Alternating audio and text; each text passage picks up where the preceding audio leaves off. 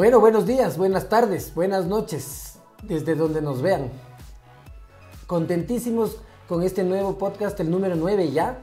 Chuta, han pasado ya 9, Marcelito. Increíble.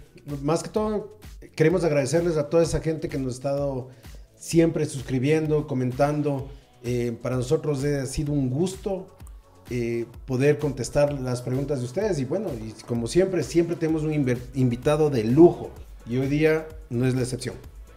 Sí, felices de ya estar por el número 9. Han pasado 8 que han sido maravillosos, con gente que conoce mucho. Pero hoy día siempre tenemos gente especial. Así es. Pero creo que hoy día viene una persona que es el meollo de este Tradecast, de este podcast. Es el meollo, ¿no? Es Rodrigo Pasquel. Bienvenido, Rodrigo. Gracias por estar aquí. Rodrigo es el pionero de trade marketing en el Ecuador. Uno de los pioneros, creería, si no es el pionero. Maravilloso, con una experiencia, 17 años en Coca-Cola, 20 años en Pronaca. Solo ahí estamos sumando casi 40 años de experiencia en trade marketing. Así que casi. Don Rodrigo, usted vino acá a enseñarnos. Y no te olvides que estuvo 7 años fuera del país impartiendo los mismos conocimientos. Además, entonces, Rodrigo, pucha, qué alegría tenerte aquí y poder escuchar todo tu conocimiento y sobre todo poder compartir esto con la gente que tanto necesita, uno que está en este negocio, conocer sobre trade marketing. Los micrófonos son tuyos. Muchas gracias, Esteban, Marcelo, por la invitación. Con gusto. Y por esa introducción, la verdad, casi me pongo rojo. Pero bueno, trade marketing es una pasión para mí. Definitivamente, al principio cuando me dijeron cámbiate de consumer marketing a trade marketing, bueno, decía, ¿qué es eso? Exacto, démosle la oportunidad. Y definitivamente en Coca-Cola lo bueno fue que nos capacitaron, no solo a mí, sino al equipo que trabajó conmigo. Y incluso, bueno, nos mandaron a la Argentina para especializarnos. Y tuvimos una persona que vino de Estados Unidos para acompañarnos en todo este proceso, ¿no? Entonces, claro, en esa época, ¿cómo trabaja Coca-Cola? Es que creas la estrategia, digamos, y tienes que vender esa idea a los embotelladores, que son los inversionistas locales, para que puedan implementar. Entonces, tienes dos fases ahí. Una es el desarrollo estratégico y la implementación que corre a cuenta del embotellador, ¿no? Entonces, pero yo antes de entrar a eso, sí. Perdón, Marcelito, quiero que más o menos nos cuentes, porque a ver, si ahorita no es tan conocido trade marketing, porque a mí mucha gente que tiene 20, 25 años de experiencia con empresas que tienen 20, 30 años, me dicen, ¿qué es trade marketing? ¿No es cierto? Correcto. Tú hablábamos hace un rato, me decías que en el año 87 empezaste en esto. O sea, dijiste, ¿qué es trade marketing? O sea, ¿hacia dónde estamos yéndonos más o menos? Hay que acotar una cosa, que Rodrigo trabajaba para Coca-Cola Internacional, no la Coca-Cola Company, correcto. Entonces, cuéntame ahí ese cambio a algo que era 100% nuevo. Ahorita no es, correcto. Ayer era 100% nuevo. A ver, mira, yo soy marquetero y siempre traté de, especialmente Coca-Cola tiene la particularidad de que los marqueteros, a lo menos más los de antes, hacíamos mucho calle. Entonces, gracias, nos nutríamos de lo que pasa y obviamente cada canal tiene sus particularidades y cada canal, el shopper que va al canal A del B es totalmente distinto. O sea, si yo voy a una tienda y voy a un restaurante o voy a un supermercado, mi motivación es totalmente diferente, el shopper es otro. Entonces, tu forma de comprar es otra. Por más que seas tú mismo el que compra en la tienda o en el supermercado. Entonces, me acuerdo tan patético y por eso, yendo a tu pregunta, estaba en Bolivia y con mi equipo decía, bueno, ¿cómo podemos hacer para vender más? ¿Qué comunicación debe tener el punto de venta de Coca-Cola? Entonces, mira, en tiendas analizábamos y veíamos, porque en ese tiempo todavía no había estudios, entonces sabíamos que las amas de casa van a comprar, entonces teníamos una foto de una ama de casa con sus niños atrás, como digamos en el background. Entonces, simulando de que esa compradora va a llevar la Coca-Cola para el momento de consumo, que era el almuerzo o la cena con Coca-Cola, ¿no? Entonces, comenzó ahí. Después, en Bolivia existe lo que se llama las salteñas. Las empanadas. Las empanadas claro, bolivianas. Sabrosas. Sí, correcto, muy ricas, muy ricas. Y entonces es colocar la Coca-Cola al lado y poníamos, me acuerdo, la mejor combinación. Después había unos sándwiches de pollo que se llaman, eran manejados por unas indígenas que allá les llaman cholitas. Entonces, el sándwich de chola, un afiche, el sándwich de chola sin Coca-Cola no es lo que debería ser. O sea, lo que ustedes hicieron fue adaptar su producto a las tendencias. A ese momento, exactamente. Buscaron la oportunidad. De compra o de consumo en este caso, ¿no? Pero eso es marketing. Claro. Eso es marketing, todavía no entramos a trade. Exactamente, pero me daba pie cuando me ofrecieron esto. Yo dije, a ver, yo hacía eso empíricamente, por marketing obviamente, pero a ver, ahora conociendo un poco más ese momento de la compra, definitivamente me apunto y salí del consumer marketing y me pasé a trade marketing. Ya, entonces claro, lo que hacías antes y lo que me dices en Bolivia era consumer marketing. Sí, era consumer. Y te pasas a trade. Claro, así es. Y entonces, bueno, en trade me dijeron... Porque, perdón que te corte, sí. y eso estaba pensando mientras hablabas, porque fíjate la penetración que tiene Coca-Cola, ¿no es cierto? Correcto. O sea, digamos que es del 100% en tiendas por acá, por lo menos aquí en el Ecuador, y creo que en todos lados es del 100%. ¿Cómo haces para aumentar las ventas si ya estás en todos lados? Correcto. Con mayor consumo. Así es. Ese es momentos de consumo. Que tomen en la mañana, en la tarde, en la noche. No digo que sea sano, ese es otro tema. Sí, pero sí. Que eso es lo que finalmente es lo que necesita. En esa época, o sea, promovíamos y la gente tampoco no había la conciencia que hay ahora, ¿no? Ahora tenemos un consumidor mucho más informado, consciente, y ahora las tendencias es hacia el wellness, entonces ya comienzan a discriminar qué consumir. Claro, entonces a lo que iba es, ahí viene el concepto de trade mucho más fuerte, porque, correcto, porque yo ya estoy en todos lados. Así es. Ya horizontalmente estoy en todos lados, ahora tengo que crecer verticalmente, y ahí es donde viene el trade. Correcto, entonces fíjate, trabajamos 3 canales, trabajamos el canal tradicional obviamente que era muy importante, el canal educativo, que era muy importante porque ahí desarrollábamos el paladar, las escuelas, desarrollamos el paladar a futuro, que eso nos interesaba, o sea, que comience la transición de la vida, del consumo a través de los niños, jóvenes, universitarios, y ellos van a ser los próximos consumidores en los hogares. Entonces era toda la transición, por lo tanto fue muy importante ese canal. Y el otro que no habíamos trabajado mucho, que era el canal Oreca. Entonces son historias que vamos a ir charlando, increíbles historias que en esa época me decías, tú también habías visto todo lo que hacíamos en el canal educativo. Entonces vamos charlando y vamos conversando sobre lo que hicimos, ¿no? Por ejemplo, en el canal tradicional... Claro, yo me acuerdo en ese educativo, me acuerdo, no sé si te acuerdas vos en el colegio, en algún colegio, alguno de los tantos colegios que estuviste, Marcelito, yo también estuve en algunos.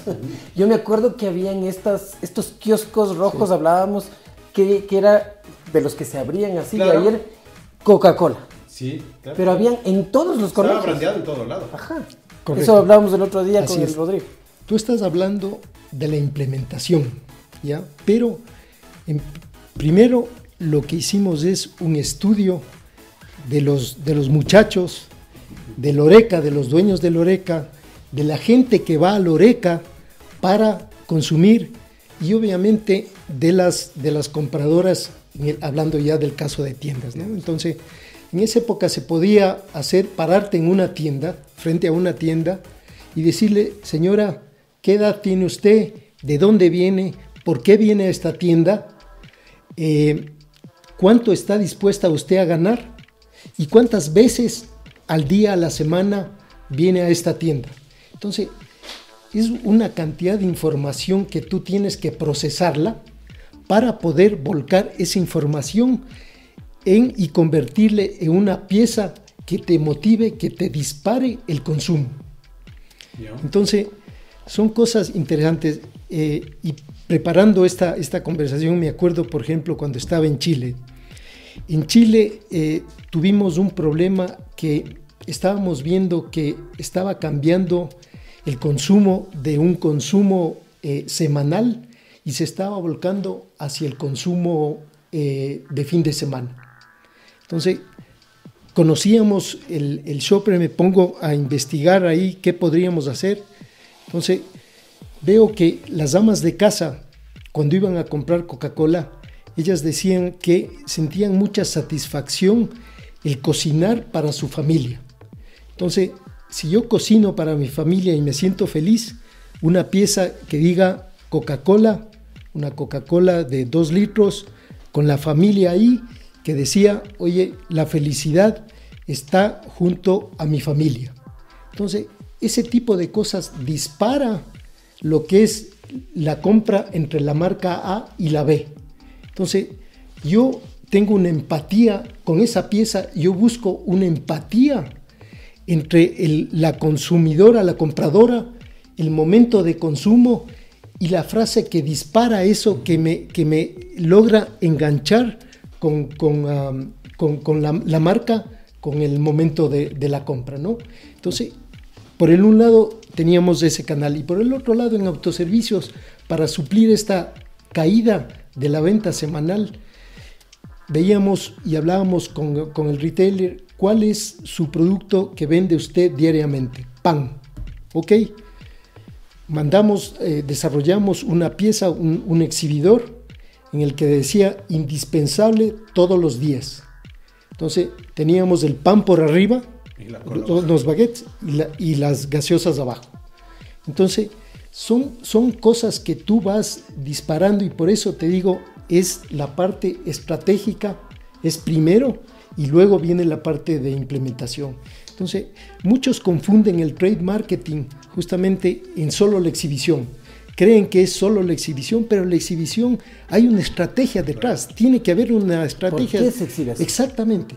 ¿Por qué, por ejemplo, tú tienes, si lanzas un producto, quieres estar al lado de las marcas blancas, hablando de autoservicios, de la marca blanca, quieres estar al lado del líder o quieres estar al lado de la marca económica? Entonces, tienes que analizar, hay muchas cosas, mucha estrategia por detrás para realmente tener éxito en esa exhibición.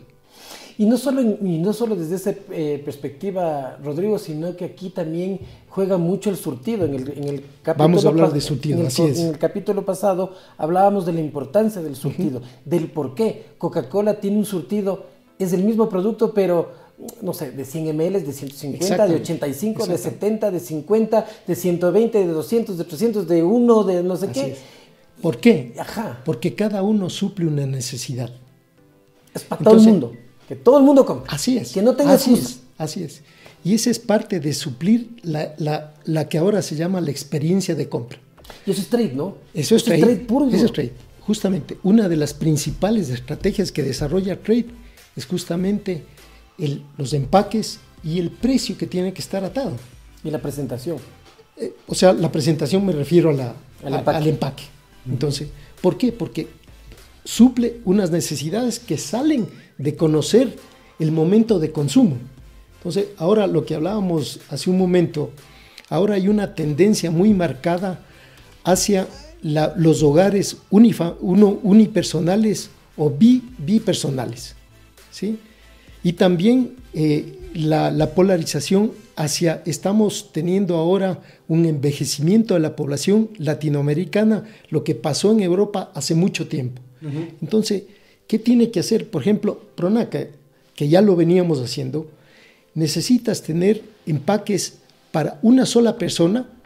Entonces, ya un pollo no puede ser un pollo entero para una persona, sino que tienes que tener individual, empaques especiales, presentaciones unipersonales o dos, y así vas trabajando todo lo que es. Y lo que se hace es Ahora en autoservicios hay muchísima información, puedes sacar cuáles son los 10 principales productos que se venden en tal o cual categoría. Entonces tú vas viendo, ¿por qué? Si tú no estás en ese top 1, 2, 3, oye, ¿quiénes son?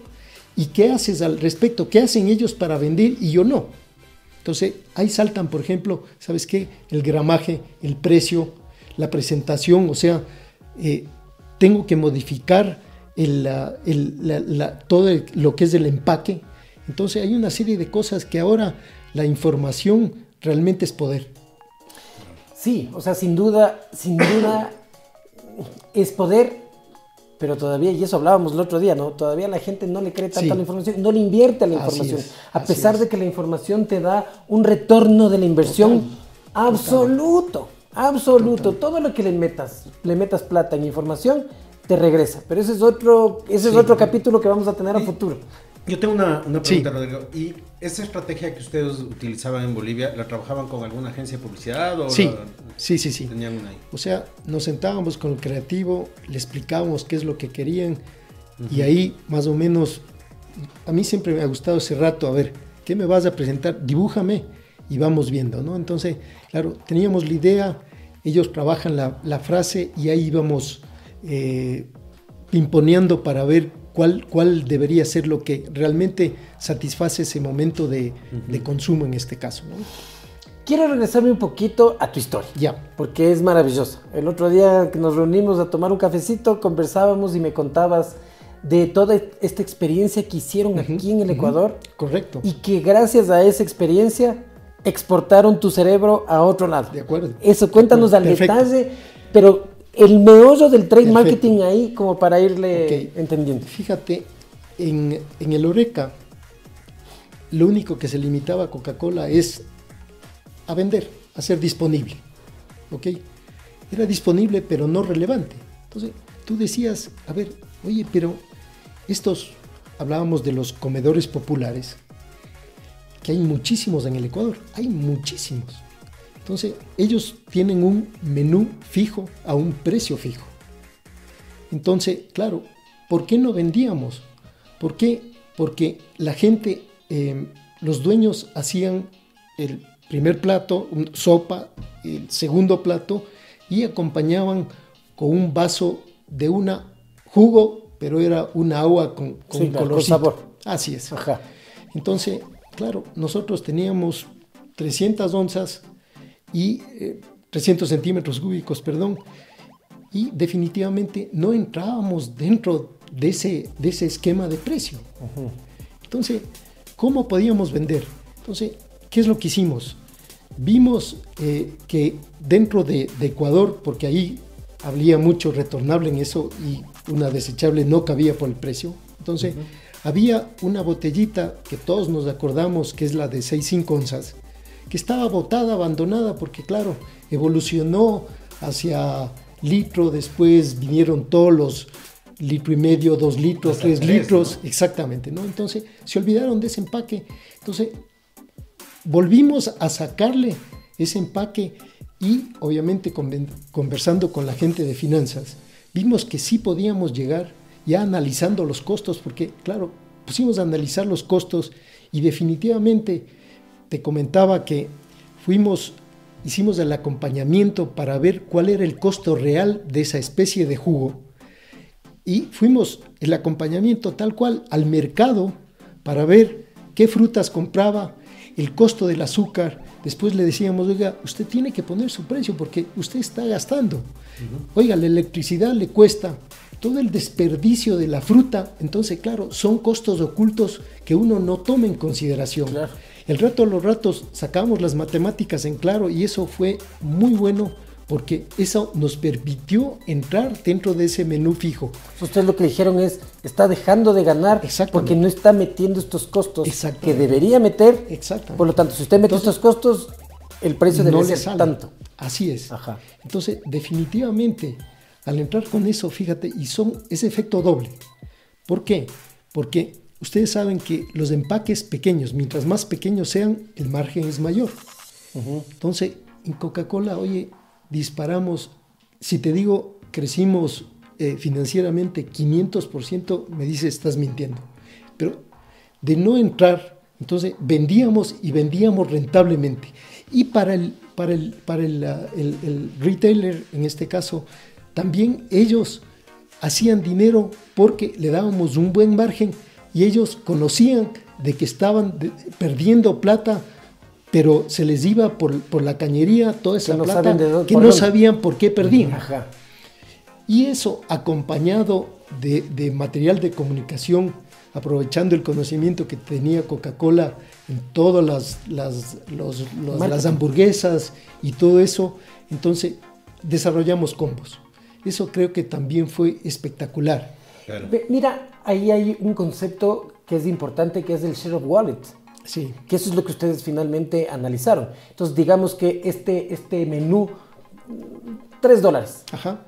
Ese es el share of wallet que tiene el consumidor para gastar para el menú. Correcto. Tú no le puedes mover, porque le pones $3.50 y automáticamente se le caen las ventas. Entonces, ¿qué es lo que tienes que hacer? Es lo que, un poco en resumen, lo que tú dijiste es, nosotros tenemos que meternos en esos $3. Así ¿Cómo? Hay que entender primero qué es lo que está haciendo la persona o el dueño del comedor. ¿Cómo compra? ¿Qué compra? ¿Cuánto le cuesta? Y hacerle a él ver que consumiendo Coca-Cola o haciendo que consuman Coca-Cola iba a ser más rentable. Fíjate toda la estrategia que viene antes de poner el afiche de incluya la Coca-Cola en la comida.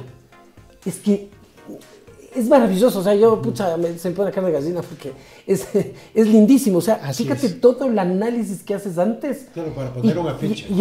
Exacto, y el consumidor, ¿qué es lo que ve? El afiche. Porque él no entiende nada, ahora ya no me ponen jugo, me ponen Coca-Cola. Punto, es lo que ve. Pero ustedes lo que hacen es meterle o hacerle consumir la marca basado en todo un análisis anterior, maravilloso. Correcto.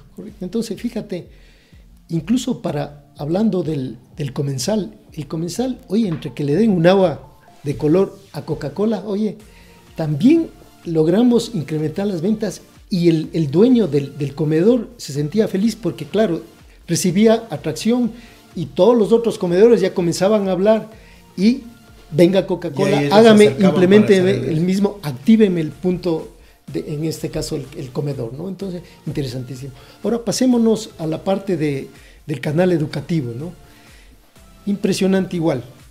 No tenían conocimiento de cómo aumentar sus ventas, vendían por separado las cosas, también la Coca-Cola obviamente estaba ahí, pero nuevamente, oye, la primera pregunta, ¿cuánto llevan los niños de colación? Primero, ahí tienes exactamente cuánta plata llevan para el recreo y tienes otra cantidad de gente de niños que ya traen su lonchera. Entonces, ¿cómo convencer a las madres de que aquí hay algo saludable? O ¿dónde se abastecen para esa lonchera para nosotros poder llegar con Coca-Cola? Entonces, hablemos específicamente de la parte del colegio. Entonces, lo que hicimos es averiguar cuánto dinero llevan al colegio, ¿no? para su recreo y todo eso, ¿no? Entonces, definitivamente averiguamos eso. Después nos metimos en la parte de la alimentación. Que vuelve a ser share of wallet, ¿no? Sí, de la alimentación para ver qué tenían y comenzamos a asesorarles y decir, vea, estas cosas no, estas cosas sí, que van bien con Coca-Cola, que casi todo iba bien, pero logramos adaptarnos, ¿no? Entonces tenías, por ejemplo, armamos los combos nuevamente y fue un éxito, ¿no? En algunos colegios fiscales trabajábamos chochos, una porción de chocho con Coca-Cola, y en otros colegios trabajábamos una hamburguesa con Coca-Cola, ¿no? Entonces nos adaptamos porque definitivamente teníamos que adaptarnos a los distintos segmentos, ¿no? Y obviamente colocamos lo que tú habías visto, un kiosco muy funcional, y eso también nos dio buenos réditos con los dueños del local, porque definitivamente le enseñábamos a hacer negocios, ¿no? Y eso fue, realmente ahí tuvimos un éxito, pero muy bueno, y lo que les contaba al principio, continuábamos con el desarrollo del paladar del niño para tener consumidores a futuro, ¿no? Entonces eso fue también, y fue un programa tan bueno y tan exitoso que fue como una best practice a nivel mundial, ¿no? Entonces... O sea, a nivel mundial, a nivel inclusive, mundial, ¿no? Claro. No estamos hablando de Latinoamérica ni Sudamérica. Claro, porque se conocía, o sea, se compartía esas mejores prácticas. Teníamos llamados de diferentes países, especialmente asiáticos, porque definitivamente no se había trabajado en esas épocas, no se había trabajado de esa manera tan específica, ¿no? O sea, buscando todos los elementos necesarios para poder satisfacer esa necesidad. Era el recreo, era el momento de consumo era el recreo, entonces satisfacer esa necesidad, tener contento al dueño del kiosco, entonces era completo el éxito, ¿no? Sí, o sea, pucha, es entender todo desde atrás, es desde el consumidor. ¿Qué hace? ¿Cómo compra? ¿Cómo consume? ¿Por qué consume? ¿A qué hora consume? ¿Dónde consume? Fíjate toda la información que uno... ¿En qué año más o menos fue eso? Esto comenzamos en el año 87. Pero todo este estudio debe haber tomado tiempo. Sí, en ese claro, entonces debe claro. haber sido mucho más complicado. Claro. Mira, ahí los antecesores de Kantar tenían Carolina Reed, trabajamos con ella todo este proyecto. Entonces lo bueno es que teníamos el know-how para decirle, desarrollamos un proveedor que no había proveedores acá.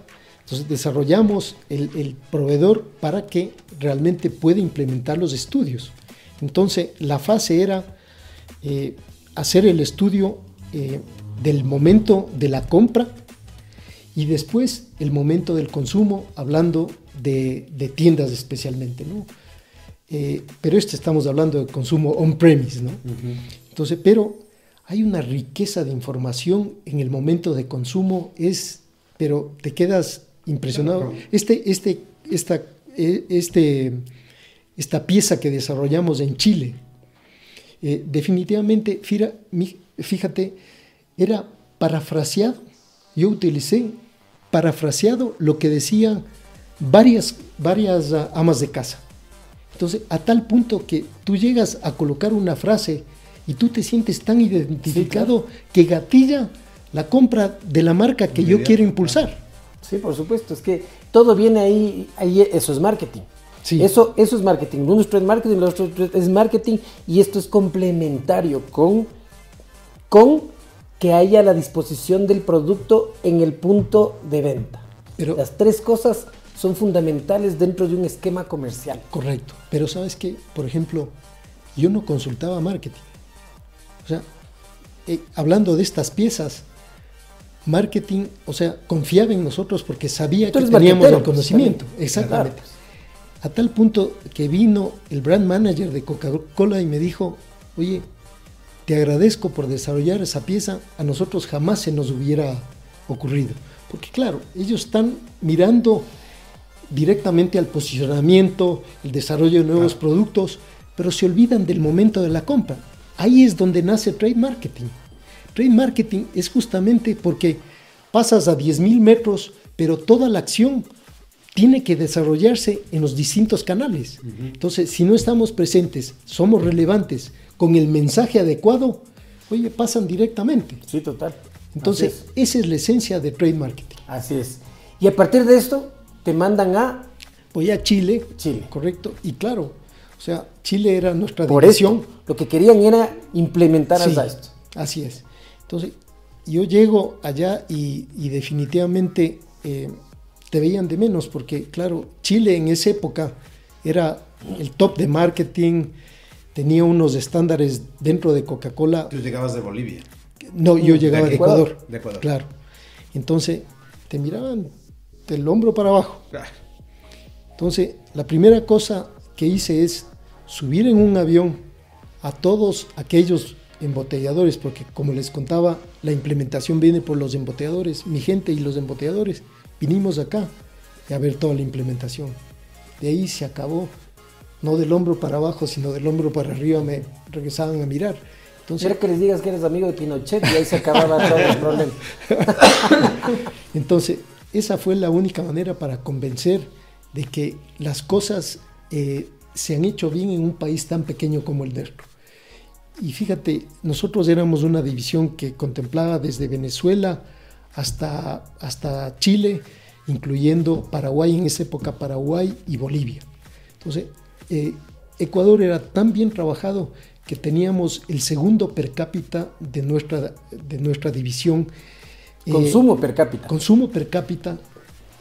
Comparándonos, fíjate, Colombia, un país supremamente grande, pero nuestro per cápita era mucho mejor, solo nos ganaba Chile. Entonces, claro, al venir uno de Ecuador, decía, un país chiquito, ¿qué nos van a enseñar? Pero al venir y a ver todo lo que se había implementado, cambió definitivamente la cosa, ¿no? Entonces, fue una experiencia muy buena. Chévere. ¿Y ahí en Chile qué hicieron lo mismo? Sí, claro, ellos ya nos habían avanzado, tenían empresas mucho más avanzadas en la parte de investigación. Exacto, investigación Claro, de mercado. yo llegué y ya tenían esa parte implementada, entonces ¿Fue más fácil? Sí, fue más fácil. Más rápido. Más rápido, bucear toda esa información, porque también yo quería de primera mano enterarme de qué más podemos hacer. Claro, era más que todo, toda la información que tú ya llevabas desde acá para implementar allá, se volvió mucho más fácil. Así ¿no? es, O sea, así es. Eso fue mucho. Y después de estar en Chile, tú regresaste para acá, Ecuador. Yo regresé, bueno, no, ahí terminó mi carrera porque mi segunda hija no se adaptó a la vida en Chile, ¿no? Entonces, con el dolor de mi alma tuve que decir adiós a una compañía que nunca quise dejar. Pero siempre primero es la familia. Yo soy fiel creyente. Sí. Mi padre tenía una trilogía y decía, primero tiene que ser la familia, segundo el trabajo y tercero los amigos. O sea, si cambias tú alguno de esos, oye, tu vida no va por buen camino. Y de ahí regresaste. Regresé. Y entraste a Pronaca. Bueno, regresé y tuve un paso rápido por Fideca. Fugaz. Esa es la palabra. Por Fideca, ¿por qué? ¿En qué año fue eso? Eso fue en el año 2001. Ya. El año 2001 porque Pedro Villamar era mi compañero de colegio. Tuvimos una reunión. Oye, estoy buscando un gerente de mercadeo. Ok, venga. Hágale. Claro. Pero claro, yo venía de toda la experiencia de una multinacional gigantesca. Claro. Estructurada. Ya claro. tienes todo listo. O sea, pasa. Habíamos implementado, ahí sí se podía implementar Category Management, que aprendí. Yo aprendí allá porque acá nunca teníamos eso, entonces no existe. Fue un... Hasta ahora no hay el Category Management. Sí, aquí. no. Entonces fue un gringuito y claro, estaba dentro de mi departamento y aprendí cualquier cantidad. Entonces yo dije, bueno, implementemos en Fideca Category Management. Fue difícil. Fuimos a Chile para ver en ese tiempo farmacias de Ahumada. Y claro, le dijeron, si tú no implementas Category Management, estás muerto. O sea, no tienes futuro. Pero siendo una empresa familiar, fue fugaz. Claro. Pero todo es aprendizaje porque estaba total. desde el lado del retail que nunca había estado, ¿no? Claro, total. Claro. Bueno, ahorita Fideca ya fue comprada, ¿no? Claro, hace algún pero tiempo, sí. Por FEMSA. FEMSA. Hace tiempo. Y después me monté con otro compañero, ex Coca-Cola, nos montamos Trade Marketing Consultores. Y estuvimos... ¿Con quién se puede saber? Sí, con Juan Carlos Freile, que él fue gerente de Arca Continental. Ah, claro. No le conozco. Ya, fuimos compañeros, amigos, y implementamos esto. Pero en ese entonces complicadísimo eso. Pero no necesariamente, verás, porque ya las compañías comenzaban a escuchar y ver, claro, Sí, claro. Tú ves lo que te pasó a ti, ver en el mercado lo que hizo Coca-Cola. O sea, estaba evidente. En las tiendas tenías la implementación, la activación, el exhibidor, el refrigerador, el material de comunicación afuera. Entonces veías que Coca-Cola Claro, es que era dueño del El punto, concepto ¿no? de tienda perfecta. Claro, Exactamente. Lo que pasa es que mucha Exactamente, gente mucha gente piensa que ya por la marca, por tantos Sí, años, es ya se facilito, vende sola. sí. Y no, pues siempre tiene que estar apoyado de una parte de marketing, de comunicación, de publicidad, Es etcétera, que sí etcétera. se vende sola, Coca-Cola sí se vende sola. Lo que pasa es que la pregunta es la que decía antes, ¿cómo hago para vender más si ya Exacto. tienes una penetración del 100%? Ese es el problema para Coca-Cola. Así es. Problema, Así ¿no? Entonces, fíjate, tuvimos una muy buena recepción de los conceptos porque, claro, todo el mundo nos decía, quiero que me implementes. Un caso fue Confiteca. Nos dijo, mira, yo estoy comenzando en implementar, vengan ustedes, implementenme. Necesitamos estudios de mercado. Tal cual. Y Como ahí ya ahí teníamos es donde desarrollado. capaz empieza a frenar o no. No, ¿No? Sí. claro, porque decíamos, oye, no sabemos, o sea, no puedes utilizar el estudio de Coca-Cola porque es otra cosa, Es los otra, confites son otra cosa, pero ya habíamos desarrollado el proveedor. Ustedes moldearon al proveedor. Claro. Para que sepan exactamente qué es lo que Exactamente. ustedes estaban buscando. Así es, así es. Entonces, ya el proveedor era, ¿sabes qué? Ya no es gaseosas, veamos qué adaptaciones necesitamos hacerle para confites.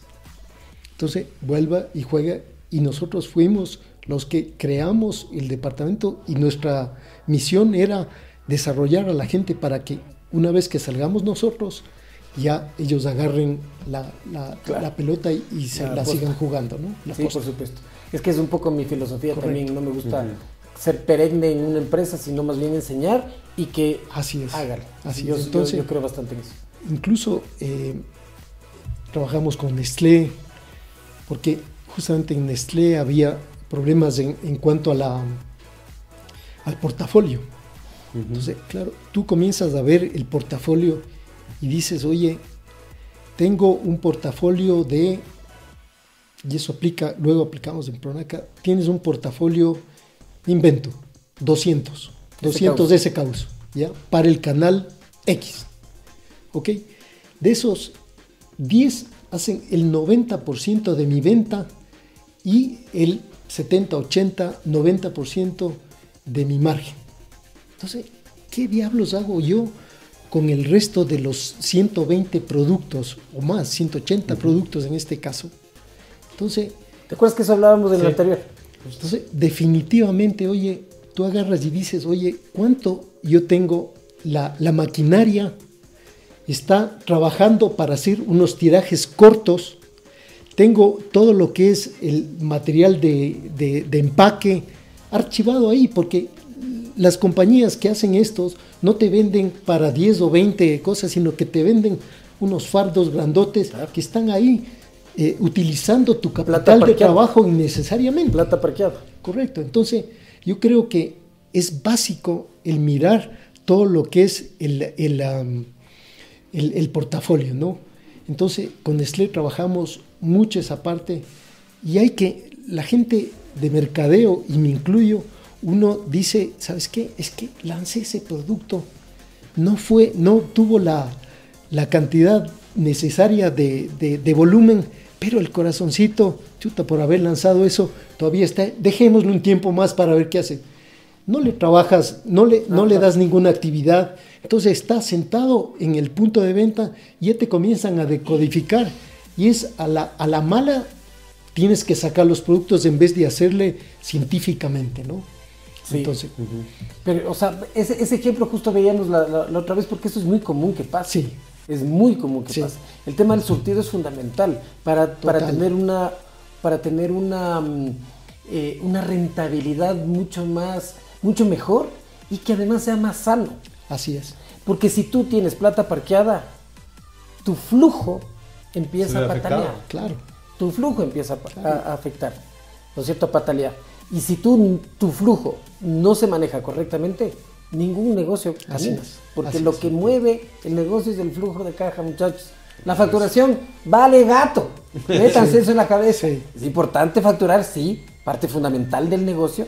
Pero Pero ¿a qué si costo? tu flujo de caja Claro, ¿a qué Está costo? corto. no es el correcto, por más que factures $1 millón al mes, al día si quieres, no funciona.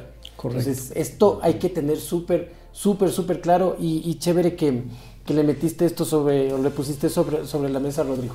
Ahora, hablábamos justo antes de empezar de esto, y quiero sí que un experto en el tema 100% nos dé su visión. ¿Qué es lo que normalmente pasa?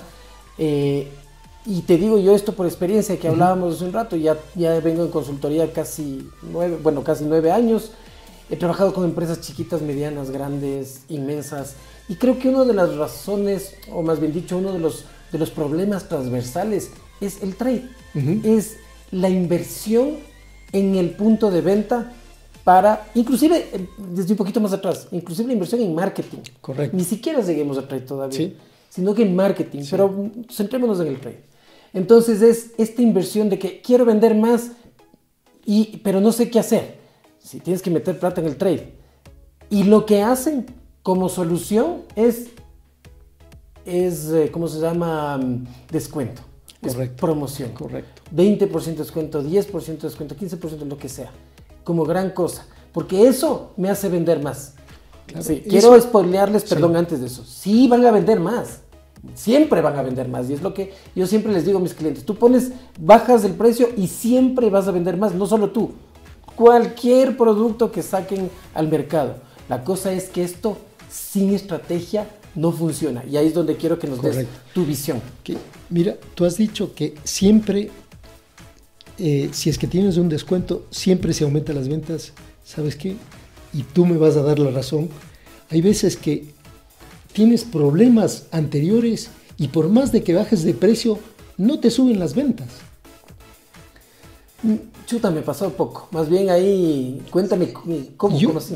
¿Por qué? Porque ya llevas productos que tienen problemas. Entonces, ya la última, hablando de portafolio, entonces son productos que no tienen la acogida, que las 4 P's algo está fallando, especialmente en las 2 primeras, en precio y producto. Entonces, dices, metámosle a esos productos que son huesos, metámosle descuento, y prácticamente no consigues nada. Puede ser, sí. No consigues nada. Entonces, pero si ni a la carne que se les cae meten promoción, peor al que ya se está muriendo. Así es. Entonces, claro, trade marketing, al ser marketing, es estratégico y es de mediano plazo. Entonces, nosotros como trade marketeros no podemos solo meterle descuentos porque eso es corto plazo. Entonces, no está, obviamente trabajamos porque se puede hacer algún tipo de descuento, pero no es algo permanente, sino es puntual. Entonces, definitivamente es por ahí que se debería trabajar, ¿no? Sí, y también meter este tema de la fuerza de ventas. Claro, porque creo que, son variables que puedes acompañar, claro, no solo ventas. Exacto, porque ¿qué es lo que pasa? El vendedor, ¿de qué vive? De las ventas. Si tú a mí me pagas por ventas, ¿qué es lo que yo tengo que hacer? Vender. Vas a vender. Punto. Entonces él es el que te va a venir a decir, sí, es que tenemos que meterle descuento para vender más. ¿Por qué? A la fuerza de ventas no le importa la rentabilidad, no le importa la salud de marca, no le importa nada. Lo que le importa es vender para ganar su comisión. Entonces, partiendo ya desde ahí... Te doy ejemplos. Sí, solo como para terminar, partiendo ya desde ahí es incorrecto que aún a la fuerza de ventas se le pague solamente por vender. Hay que pagarle por gestión. Y hay muchos KPIs que se les puede meter que no son necesariamente la venta como tal, pero que al hacer toda esta gestión, el resultado es más ventas. De acuerdo. Ahora, mira, nos cambiamos a Pronaca. En Pronaca, claro, son como 14 categorías y ya ni me acuerdo el número de SKUs. Entonces, había que ordenar la casa. Y todo a través del portafolio. Entonces, cada categoría, cada marca tenía nuevamente el portafolio, y le llamábamos el portafolio prioritario. Para que un vendedor pueda gestionar tantas cosas, teníamos que tener un portafolio prioritario y un complementario. Entonces, una vez que entendieron el concepto, les decía yo, miren, es como ustedes, la selección del Ecuador, ¿a quién pone? Son 11 los que tienes, entonces tú tienes que escoger cuáles son tus 11 elegidos para que salten a la cancha a ganar. Uh-huh. Entonces, seleccionamos de cada categoría, cada marca, un portafolio prioritario y eso le atamos a ventas. Entonces, el cumplimiento del portafolio prioritario tenía un muy buen porcentaje de su salario variable. Entonces, así, y después se fueron agregando otros KPIs que definitivamente ya más hacia la gestión, era la colocación del material punto de venta, teníamos nuevos productos, teníamos promociones, cobertura, sí, efectividad, que era importantísima la efectividad. Drop size. Sí, entonces ya se fue, pero pasamos de esa comisión variable solo atado a ventas a esto que era ejecución, y créeme que algunas categorías que estaban olvidadas por la fuerza de ventas comenzaron a alzar y ganamos cobertura horizontal. Es que tú el vendedor va a hacer lo que tú le vayas a pagar. Uh-huh. Si tú le empiezas a hacer que empiece a vender el hueso y le metes, me voy a inventar, no es lo correcto, solo es un ejemplo.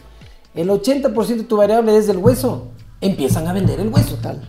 Porque tienen que ganar su plata. ¿Qué costo? Así es, claro. Así es esto. Así es. Entonces, estratégicamente uno tiene que manejar sus variables, cómo paga el variable al vendedor, para que esto no solo se vuelva meta promoción para vender más. Eso no funciona a largo plazo. Al corto plazo, como tú dices, sí. A que en este mes voy a cumplir mi cuota, sí. Quítale la promoción este mes y déjale yucho al día siguiente, al mes siguiente. Ya no vendes, ya no llegas. Y a la última semana vas a estar dando promociones, bajando el precio, etcétera, haciendo un montón de cosas que te desrentabiliza el negocio. Entonces el trade marketing no solo tiene que verse para la rotación, sino para la rentabilización del negocio. Así es, correcto. Entonces, fíjate, otro ejemplo que quiero compartir con ustedes es, hablando ya de canales, de la segmentación de canales. En Pronaca comenzamos a hacer todo el ejercicio. ¿Y qué es el canal? Primero comencemos con eso, ¿no? El canal es la sumatoria, digamos, de las actividades que realiza un consumidor en el mercado. Entonces, la agrupación esta, por ejemplo, tiendas, yo como comprador, como shopper, voy a comprar víveres, cualquier cosa en una tienda, ¿no? Entonces, el canal tradicional le componíamos en Pronaca, estaba compuesto por tiendas, mercados populares, que es otro que nos había ido, y dentro de tiendas comenzamos a segmentar. Entonces, a categorizar.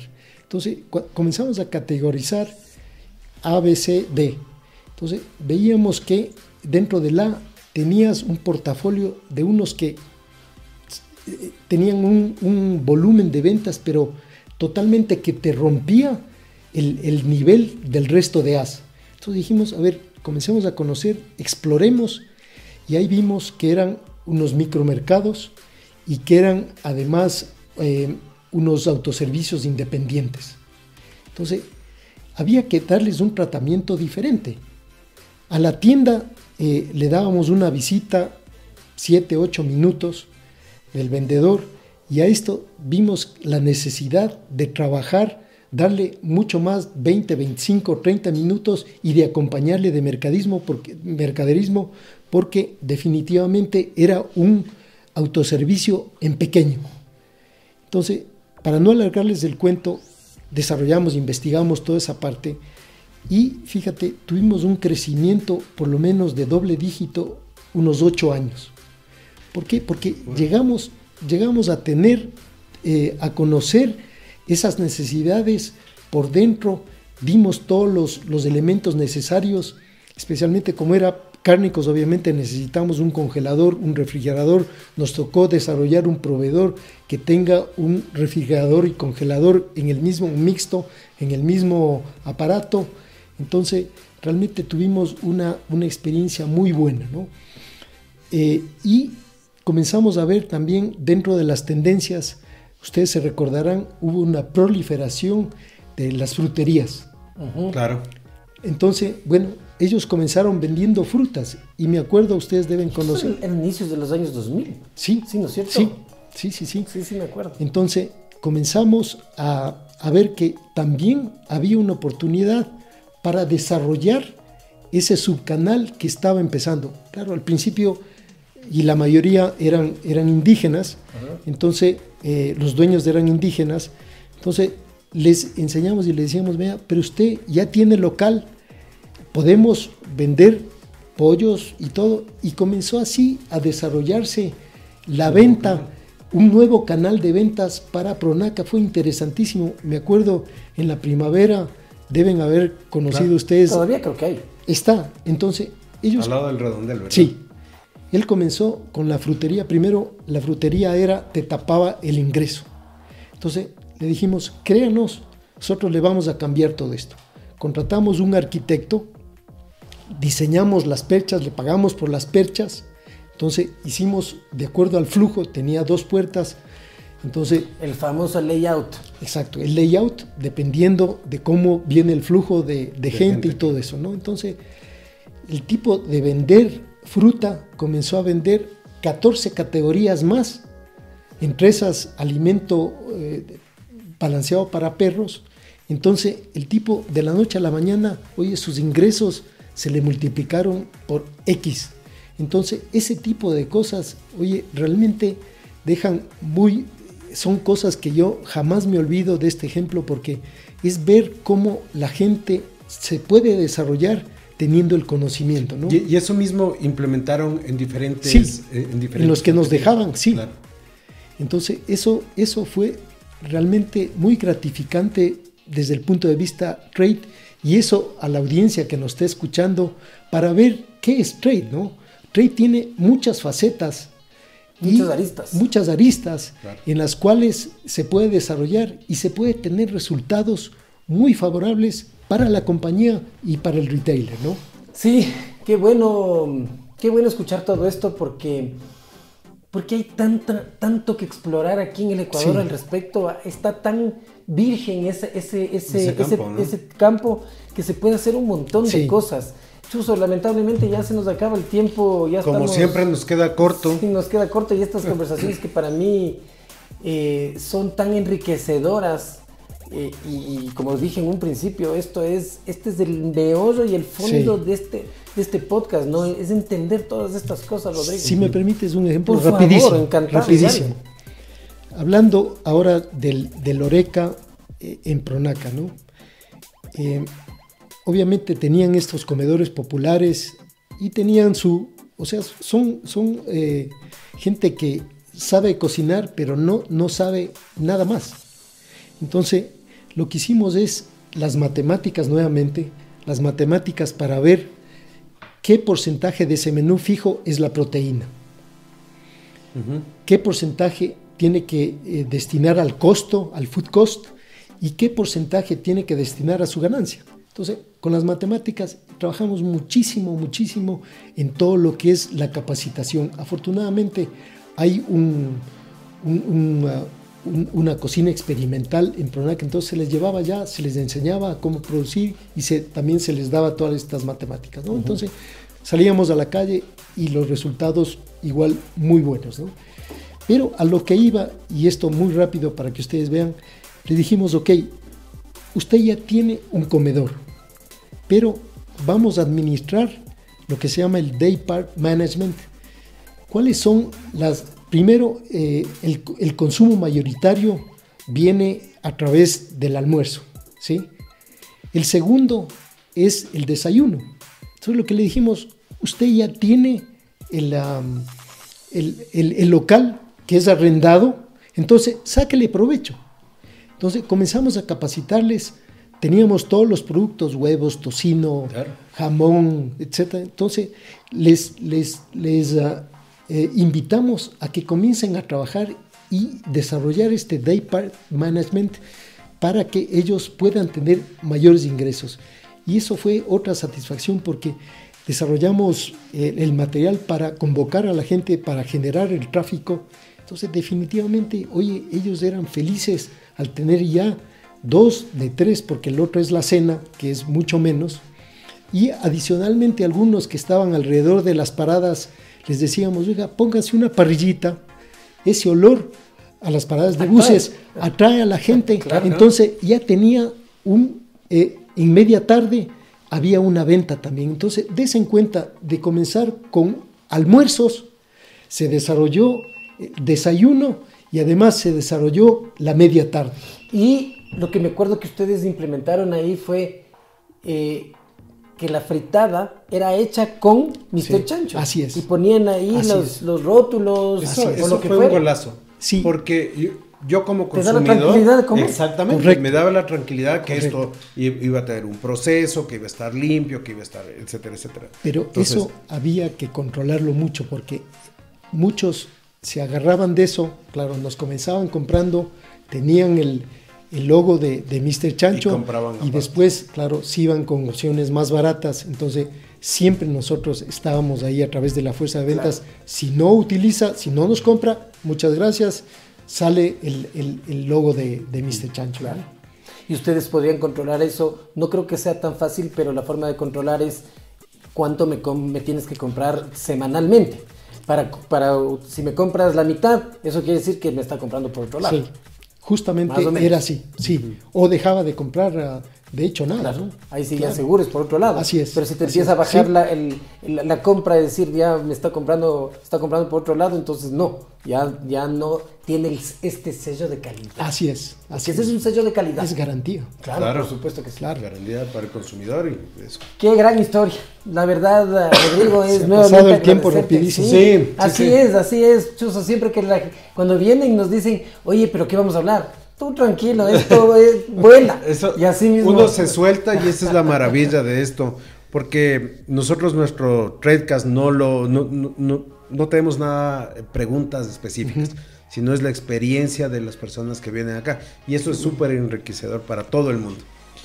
Bueno, pues creo que hemos llegado a nuestro momento de despedirnos, sin antes nuevamente agradecerles a todos estos nuevos suscriptores que están todos los días sumándose a este grupo y creo que estamos aprendiendo, por lo menos yo todos los días aprendo algo más. Sí. Todos los lunes, Marcelito, sí, todos los lunes aprende el Marcelito. Sí. Y por favor síganos, Facebook, Instagram, estamos en Spotify y estamos en YouTube, ahí como Esteban Dante, en Spotify como Tradecast. Síganos, porfa. Y Rodrigo, muchas gracias nuevamente. Esta es tu casa. Ojalá tengamos una nueva oportunidad para que vuelvas a contarnos algunos otros. Sí, que de 40 años de experiencia debes tener anécdotas, pero todo lo que quieras. Así que, gracias. Bueno, muchas gracias a ustedes porque, como hablábamos al principio, es fascinante. Primero, intercambiar ideas con gente que realmente sabe lo que es trade. Y dejo aquí como cuña que estoy trabajando para ver si es que podemos llegar a través de mi experiencia a la universidad. O sea, porque definitivamente son conocimientos que no se pueden dejar que se pierdan en el tiempo y que la gente, los que son ahora marketeros, puedan tener también el conocimiento de trade marketing y puedan ser una nueva área de desarrollo profesional para ellos, ¿no? Porque las compañías cada vez más están demandando el tener profesionales con experiencia de trade marketing, entonces es otra área que sí se puede trabajar a través de la academia. Excelente, y si es que yo te puedo apoyar en lo que necesite, Rodrigo, porque es lo que necesitamos, educar. Así que bueno, pues muchas gracias a todos, gracias por su presencia y espero que les haya servido todo lo que hemos conversado aquí, Marcelito. Sí. Rodrigo. No se olviden, la última cosa, no se olviden que todos los episodios se estrenan todos los lunes a las 7:30 de la noche. Por favor, cualquier comentario ya saben que los podemos responder inmediatamente y bueno, muchas gracias a todos por vernos siempre y sus comentarios. Que estén muy bien, una buena tarde. Chao.